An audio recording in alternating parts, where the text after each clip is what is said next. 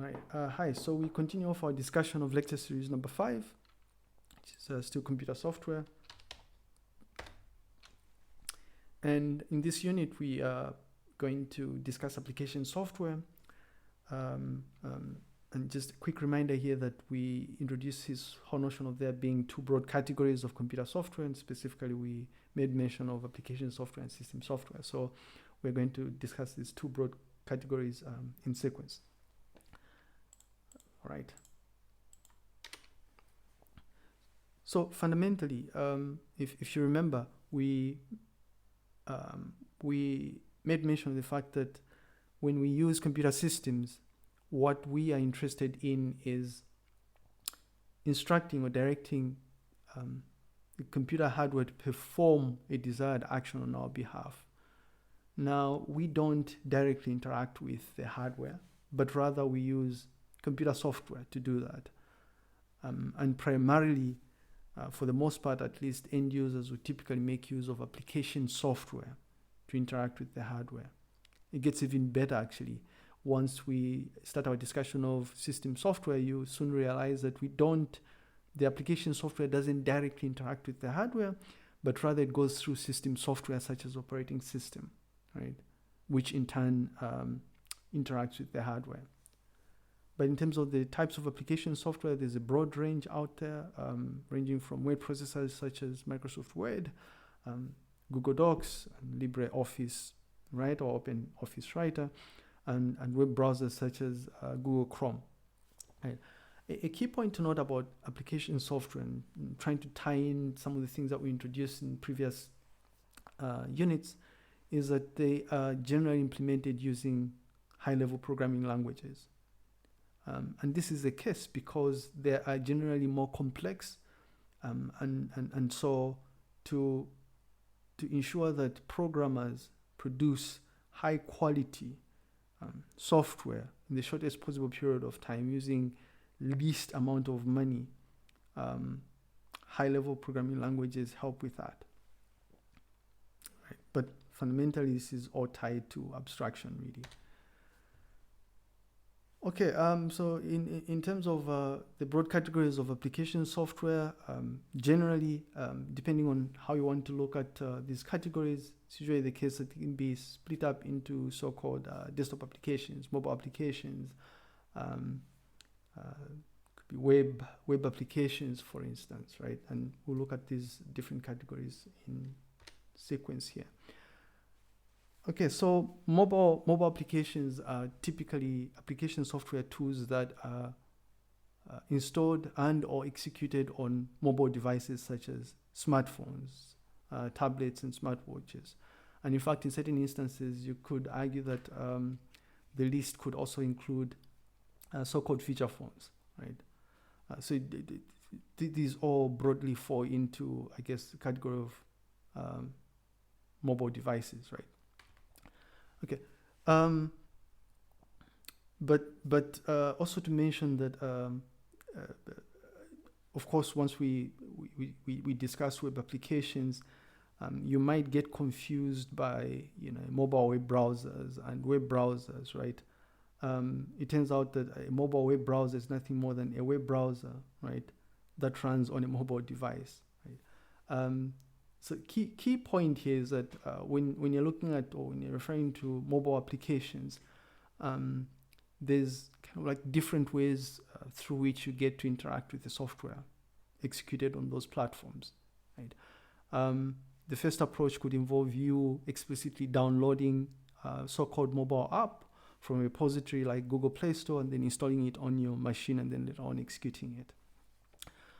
The other approach could involve you downloading a mobile web browser, right, such as Chrome, and then it is through that mobile web browser that you get to interact with remote software applications. So think of a way in which you interact with the UNZA website, for instance, right? For you to access the UNZA website using your mobile application or your smartphone, what you do is you fire up your web browser, right, your mobile web browser, and then you type in the address bar, you type in www.unza.zm, right? But it gets even better. There are other ways of accessing software using your mobile application. So we introduced this whole notion of USSD-based applications, right, that you get to interact with by typing certain short codes. So as an example, I think this applies to all mobile network operators here in Zambia. For you to be able to check your balance associated with your phone number, you type *114 hash, right? What you're doing when you type *11 hash really is you're accessing a remote application, right? And then a prompt will come up, and then you can later on interact with it by doing other fancy things, right? Key takeaway point here is that when we are making reference to mobile applications, there's different ways through which you get to interact with mobile applications on your mobile device, right? I guess this is a very familiar sight for most of us.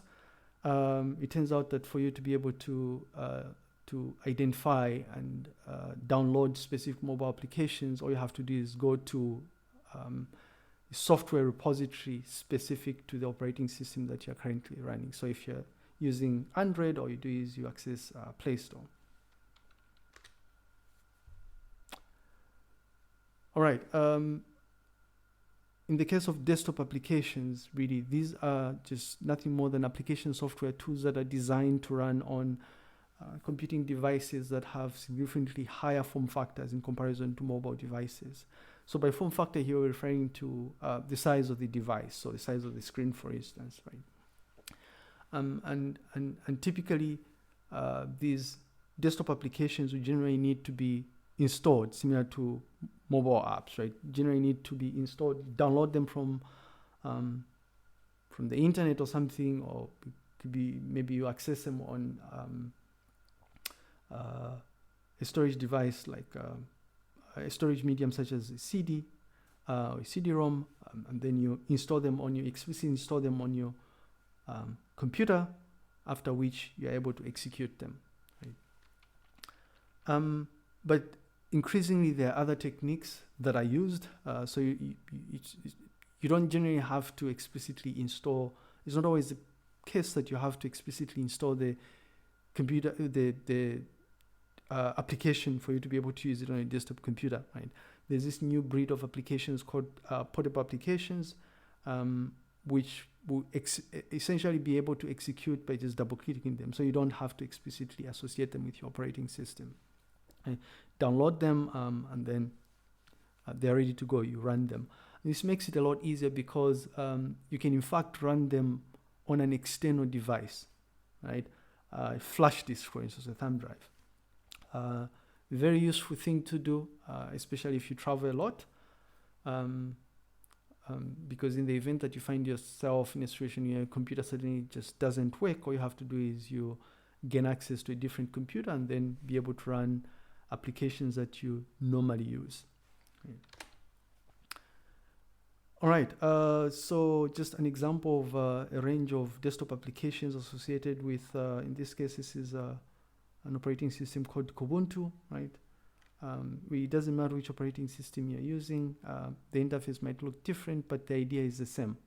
For you to be able to use a desktop application, for the most part, it must be installed. And so similar to mobile apps, obviously, generally software,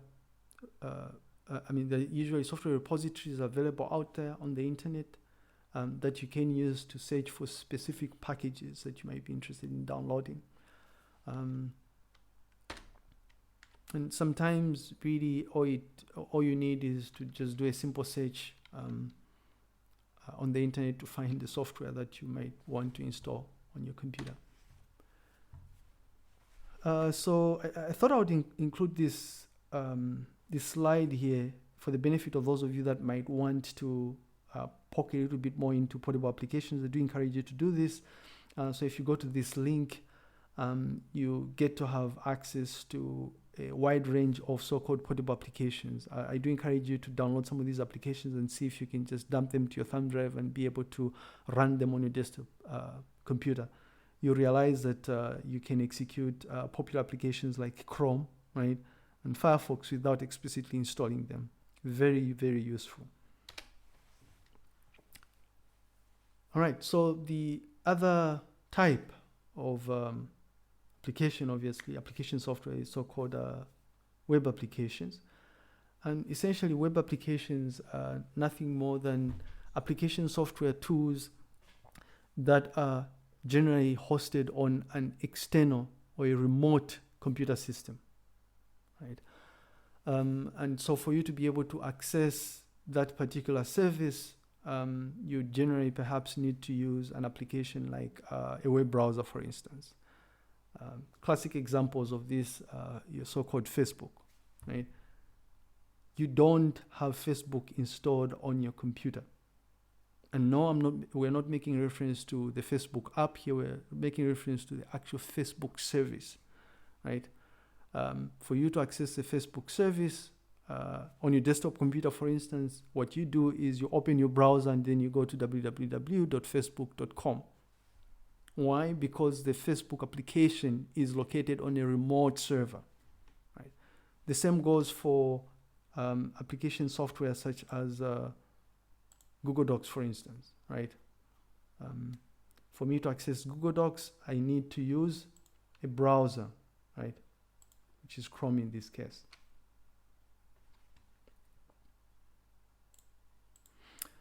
Right, and there's really a wide range of web-based applications. The obvious advantage of web-based applications here is that you don't really have to worry so much about the platform where that application is going to be accessed from, right? So it doesn't matter if you're accessing that that web application from a mobile device or a desktop computer or a laptop or a tablet. All you need is a web browser, and then boom, you'll be able to access that particular service, right? There's usually this funny argument that people make with regards to web applications. I've heard people make mention of the fact that, for instance, a web-based application is an application that is accessed via the internet. No, that is not true, right? It turns out that if I wanted to, I can set up a web-based application on my computer right now and be able to access it using my web browser. The idea is just this notion of the service being located on a remote server or remote computer system. That remote computer system could just as well or may well be located on the same local area network as you.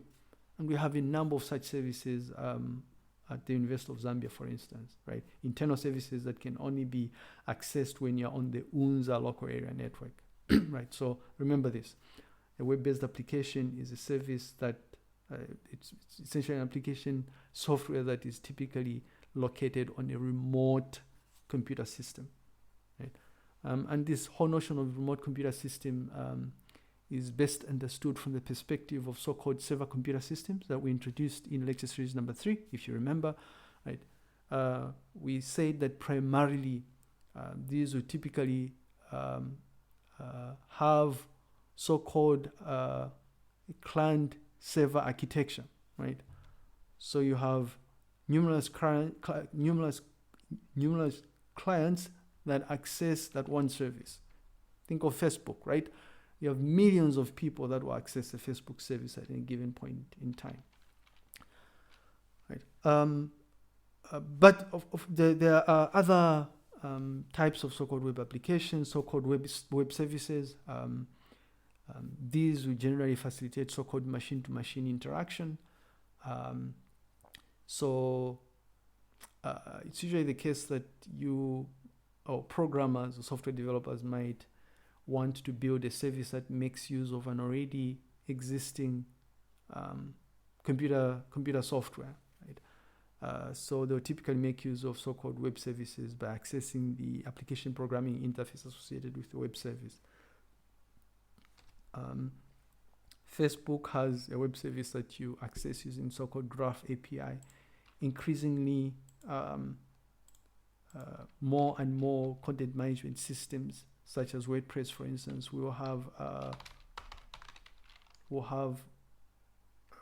web services integrated within them. And just to give you an example here of a web service, it would be something that would look, and I hope this is going to work here. So if you notice, what I'm doing here is I am wanting to access to access the web service associated with Lusaka Times using this API here, right? So this is what we mean by machine-to-machine interaction. So using this structured output that you're seeing here, a program or a software developer will be able to implement a service by pulling information that already exists, right? And they're doing this using a web service. All right, so most of these things we've already spoken about. You'll probably spend weeks, if not months, discussing the broad range of web applications that are available out there. SIS is a web application, Moodle is a web application, Facebook is a web application, Instagram is a web application, you know. So fundamentally, these are application software services located on remote machines, right? Gmail is a web application. It's a remote service. Yet another example of a web service here. We are accessing API associated with the subject repository that runs in the department. All right, but there's more out there. There are so-called add-on extensions and sometimes plugins. These are generally small little services that are integrated or embedded within pre-existing software applications. And the idea behind plugins or add-ons or extensions is to try and extend the existing functionality of application software tools, right? Keyword here is you're extending the functionality of an already existing software tool, right? Increasingly, most software tools that you download out there will have would have been implemented using so-called module architectures or plugin architectures to make it relatively easier for programmers to extend the functionality of that software, right? So your typical web browser like Chrome, for instance, will have plugins. If you notice my web browser here, my Chrome web browser installed on my machine has this broad range of plugins that I have installed here, right? All these different services here. If I have a plugin associated with Dropbox, for instance, a plugin associated with Mendeley, which enables me to easily interact with the Mendeley service without explicitly running this bloated desktop version of Mendeley, right? Okay.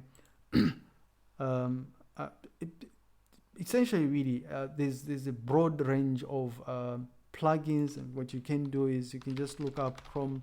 If you're not very familiar with this, you can just look up Chrome plugins, and then you'll be presented with, I guess, a repository with a list of plugins that are associated with the Chrome browser, right? And you can just order them based on their popularity and whatnot, right? But it's not just web browsers, right? So some of these web-based applications are just introduced to us. It turns out are associated with plugins or extensions. So I just opened up Google Docs here. You notice that if I access the add-ons menu item here, gain a sense of what sort of add-ons I've integrated my instance of Google Docs, right? Very, very useful feature if I'm wanting to draw diagrams, for instance. So if I want to extend the function, fundamentally, if I want to extend the functionality of Google Docs, what I do is I install specific add-ons, right? Again, for you to gain access to the add-ons, all you have to do is just click the add-ons menu item and then just say get add-ons, and then you'll be able to access the repository of add-ons associated with Google Docs, right? Google Slides is also associated with add-ons. Google Sheets is associated with add-ons, right? Most popular desktop applications will also be implemented using a plugin architecture. So if I open my word processor here and I go to tools, you'll notice that I should have an option to, there we go. If I access tools and then I go down to extension manager, I have the option to add, to extend the functionality of this word processor, right, by installing extensions, right? You notice that the extension manager currently has 2 extensions that I have installed or integrated with this existing application. Applications such as VLC, for instance, which hopefully most of you use, will typically exhibit similar traits. So if I go to tools in VLC, you notice that I have the option to install plugins and extensions, right? So very useful, especially for generic tools, so tools that are used by people working in different domains,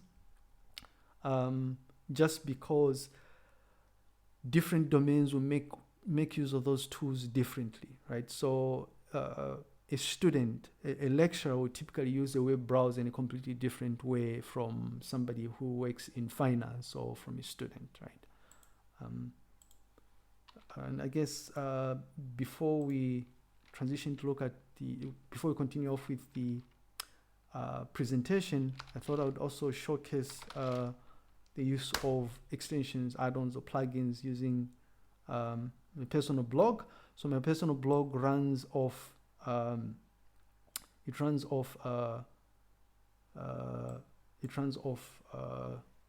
content management system called WordPress. And if you notice these small little widgets here, some of them are possible because of plugins, right? So this tweet stream here, this widget here pulls information from my Twitter account, right?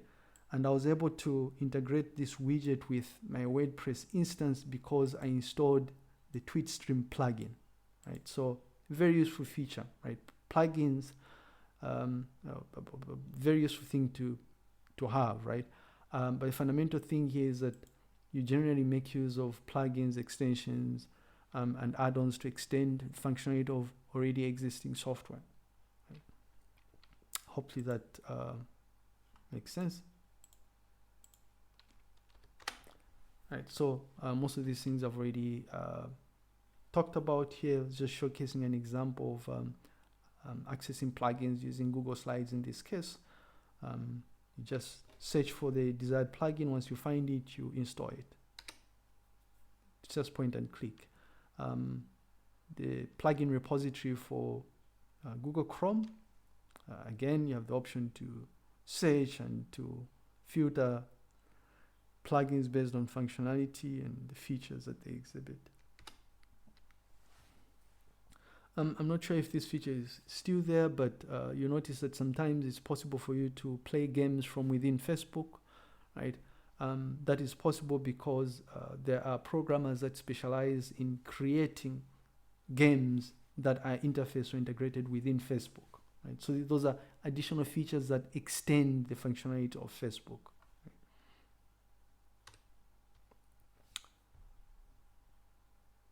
All right, still more examples of plugins. This is Google Sheets. And it turns out that creation of or extending the functionality of some of these tools is not really that hard, right? So I've done this myself and just showcasing an example of very basic functionality I created within Google Sheets, right? So just essentially use this to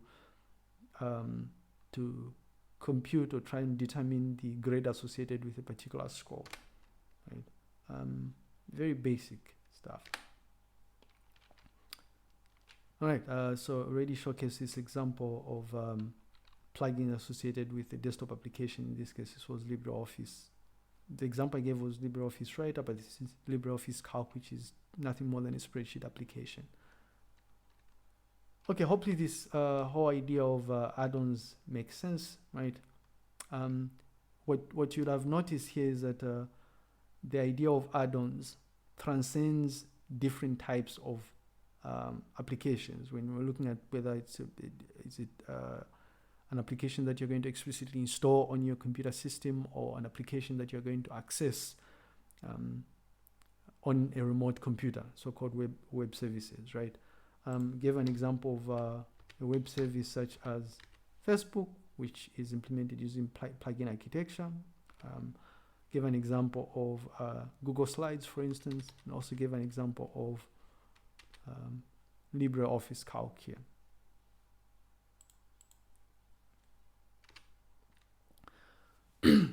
Okay, so there's also another category of application software, so-called scripts. These are generally used by power users, and the role they serve really is just to help automate certain small ad hoc tasks, right? Repetitive tasks. And it's usually the case that users such as system administrators, for instance, in IT departments who use these things, right? And it turns out that there's a separate class of programming languages that is used to create these scripts, right? They're called scripting languages. I gave an example in the previous unit of Bash. Bash is a scripting language, right? So if I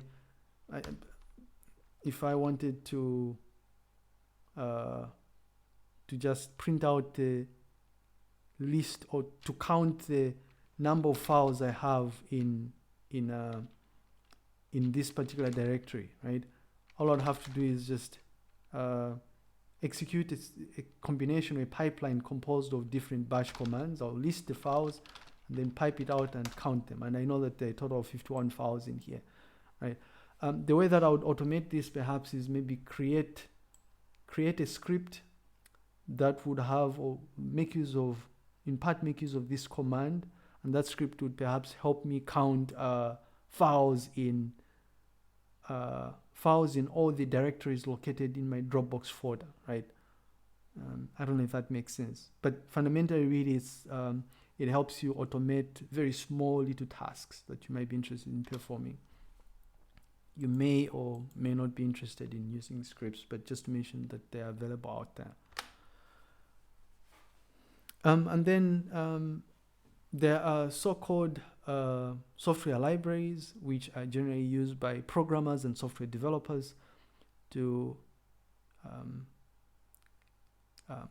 make them more efficient and effective at what they do, right? So these are pre-existing software packages that are integrated as reusable pieces of code into the software that the programmers would be implementing, right? So case in point, if I was wanting to write a new application, for instance, there are certain things that are common between different applications that exist out there, right? So for instance, if I'm building a web-based application, it's likely that users would have to log in. Instead of me creating that login module from scratch, I can get a software library that helps me implement that particular service, right?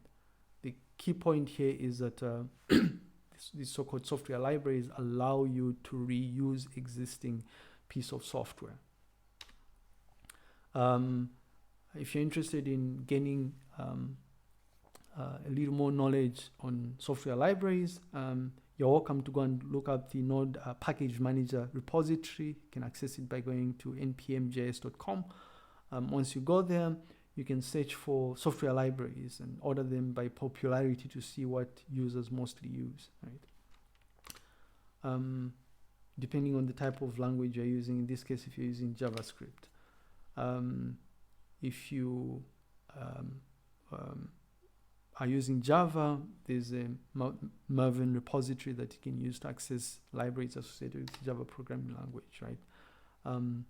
There's of course one associated with Python, and I guess a more generic platform or web service that you can use to access these so-called software libraries is GitHub. So if you go to GitHub, you can also gain a sense of or find specific libraries that programmers would generally use, right? So if I just go to GitHub here, notice that I can actually go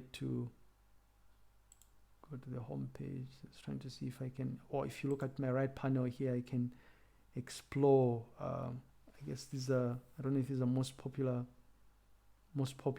or widely used software libraries or packages, but yeah, okay.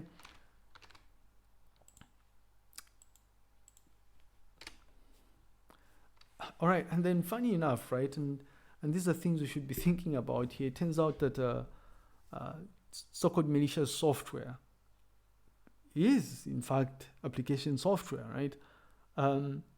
Again, remember, the key thing associated with computer software here is we use it to direct the hardware to perform desired actions, right? So these so-called malware and Trojan horses and viruses and ransomware, these are application software, right?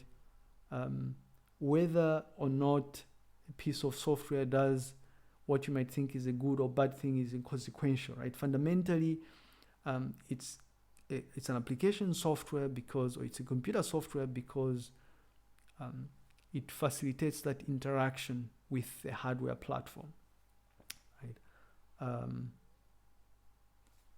I just thought it would be important for us to just touch on this, right? And I'm guessing really there's probably more categories out there that we can think of. If you think there's something that we've missed out, do remind us, but I think we've pretty much exhausted this. Okay, so I thought now would be perhaps a good time for us to just look at just some example usage scenario of how you'd otherwise go about using application software depending on what you're performing. And I thought as a short walkthrough would use a case example of an instructor who happens to be light on creating and sharing teaching and learning resources for ICT 1110. Right. So the question is, what sort of software applications would the course instructor for ICT 1110 be using for him to create the lecture notes, create the screencast? Right? Remember, we have notes, screencasts, we have certain resources, we upload them to Moodle, and we also upload screencasts to YouTube, right? If you think long and hard about this, you immediately begin to realize that if you look at this idea of creating notes, Lighton uses a wide range of tools. So Google Slides will be used to create the lecture notes, right? Yeah. Once Lighton creates these lecture notes using Google Slides, Lighton will export them to PDF, right? Yeah. But you notice that as Lighton is creating the slides and exporting them to PDF, he's using an application that is web-based, right? If you notice, I'm accessing Google Slides using a web browser, Chrome, right? Because Google Slides is it's a web-based service. It's located on a remote server, right? So I need a web browser for me to access Google Slides and for me to be able to export this to PDF. Once I export this to PDF, obviously I can then upload the lecture notes onto Moodle. And by the way, there's a lot of other things that happen behind the scenes. So for instance, once I download the PDF document to I download it to my computer, what I do is I also use a utility tool called PDFTK, and I use it to inject metadata associated with this PDF document, right? By default, what I mean is this, and I think these are all important things to talk about here. By default, if I open up, this is what I export from Google Slides, right? If I go to File and Properties, you notice that it doesn't have important information that is generally supposed to be associated with the PDF document. So what I do is I use an application software called PDFTK to inject metadata, right? So I prepare the metadata, right? I prepare the metadata like so. This is the metadata that I'm referring to here, this part on top here. So I include details of author details and keywords associated with the PDF document, and then I inject this metadata. I inject this metadata into the PDF document. I inject it using an application called PDFTK, and the result is, instead of me having a file that doesn't have the metadata here, I have this nice file here that has that information. If you notice, it has author details and create and whatnot, right? Okay. Right, so, but of course, Lighton also creates screencasts, right? We've incorporated offline screencasts here. And so for these screencasts to be created, a combination of FFmpeg software and vokoscreen is used. So I use this piece of software, right, called vokoscreen to record the screencast behind the scenes. So it also uses FFmpeg, right? And then once I create the lecture screencast, right, so something like this, I hope I'll be able to play it. I won't. Okay. Once I create the lecture screencast, there's some post-editing that needs to be done, right? So I need video editing software for me to do that, right? And I use KDN Live to edit the video, right? Once the video is edited, I of course upload those resources to Moodle and to YouTube in this case. Again, for me to access Moodle, I fire up a web browser like Chrome, and then I go to moodle.unza.zm, and then I have access to Moodle. For me to be able to upload the offline recorded screencast, I use Chrome to access YouTube, and then I will upload the screencast using YouTube's upload video feature. Right? So you notice that depending on your use case or what you might be doing at any particular point in time, you might end up using a wide range of software tools. Right? Question I have for you, and this is homework, is try and think about the range of tools that you would end up using as you are accessing, let's say, resources on Moodle. Right? What application packages do you use? These might be specific to the type of, I guess, device that you might be using, or operating system that you have installed on that particular device, right? Which reminds me, actually, when I was mentioning the type of application software tools used, I was restricting this discussion to the tools that I use personally.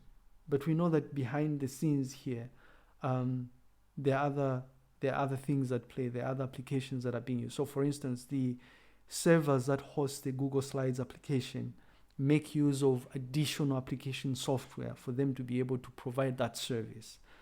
Because it's web-based, there's likely there is a web application that is installed on that remote server computer system. Right? So that web server will host or will make available this particular service, right? But there's more, obviously. There's potentially an application server, right? There's potentially an interpreter on the remote computer system. But as homework, you want to think about this, and I'd love to hear your thoughts on this actually when we have our live query and answer session. Okay, so to recap really, what we looked at in this particular unit was broad categories associated with so-called application software. We realized that there's actually different subcategories associated with application software. We, of course, restricted our discussion to mobile applications, desktop applications, web applications, so-called add-ons, extensions, modules, or plugins, so pieces of software that allow you to extend the functionality of existing software. And then we also looked at miscellaneous types of software tools, so things like scripts, for instance, small little instructions that will be used to perform ad hoc repetitive tasks and typically used by power users such as system administrators. Software libraries that are used by programmers and software developers to reuse existing or pre-existing software. And funny enough, we also reminded ourselves that in fact, these different types of malicious software are classified under application software tools, right? But before I before we close here, I just wanted to kind of remind us that you see, when we're talking about web applications, there's usually this misconception that a web application can only be accessed using a web browser. That is not true, right? In as much as I can access the UNZA website using a web browser, or in as much as we primarily access services such as the UNZA website using a web browser, but it turns out that you can use, right? You can also use, let me just open, you can use other applications. So I myself use links a lot. If I use links, you notice that I can access the UNZA website using my terminal. How cool is that, right? I hope this works. Please work. Yes. All right. So you notice that I have access to pretty much most of the information that is on the web interface, with the exception that because I'm accessing the website using my terminal, I don't have access, or I can't view the graphics, right? Great. So hopefully this whole discussion of application software was useful. Hope you've learned a thing or two, and I'll see you in the next